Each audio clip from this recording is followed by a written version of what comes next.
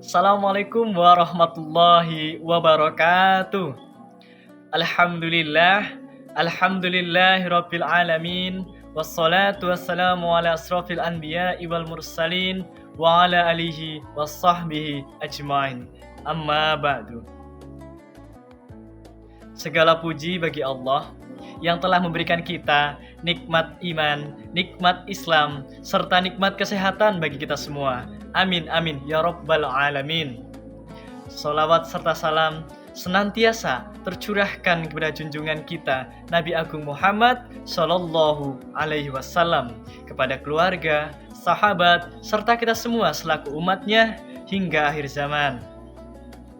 Hadirin Dewan Juri yang saya hormati, seluruh teman-teman, sahabat dai yang saya kagumi.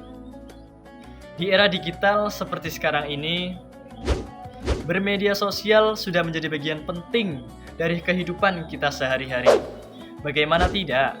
Faktanya, banyak anak-anak muda zaman sekarang, entah itu anak muda, orang tua, bahkan anak-anak kecil pun sudah bermedia sosial, yang akan membawa dampak buruk tentunya, dan juga dampak baik.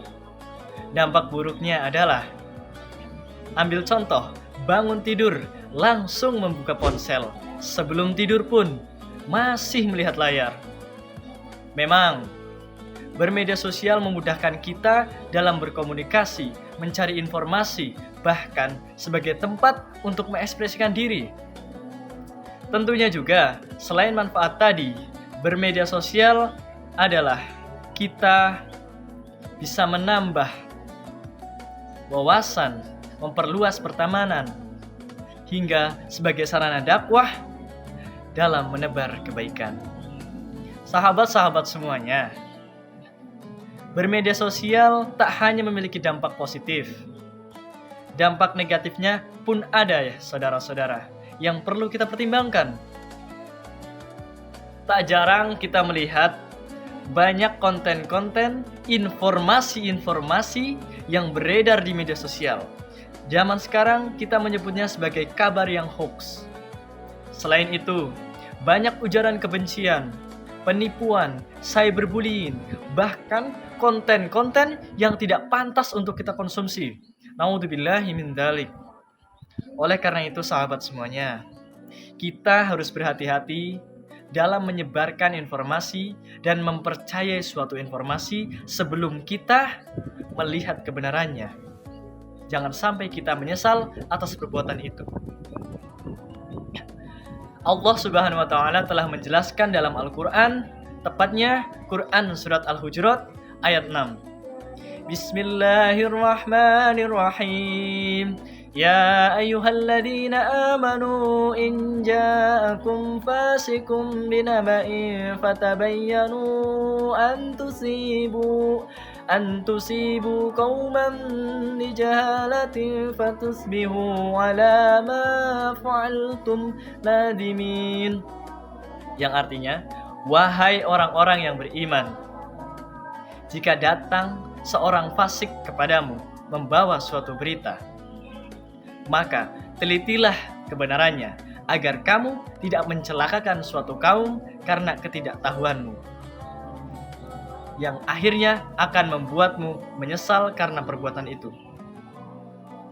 Ayat ini menjelaskan kita tentang pentingnya dalam melakukan tabayyun.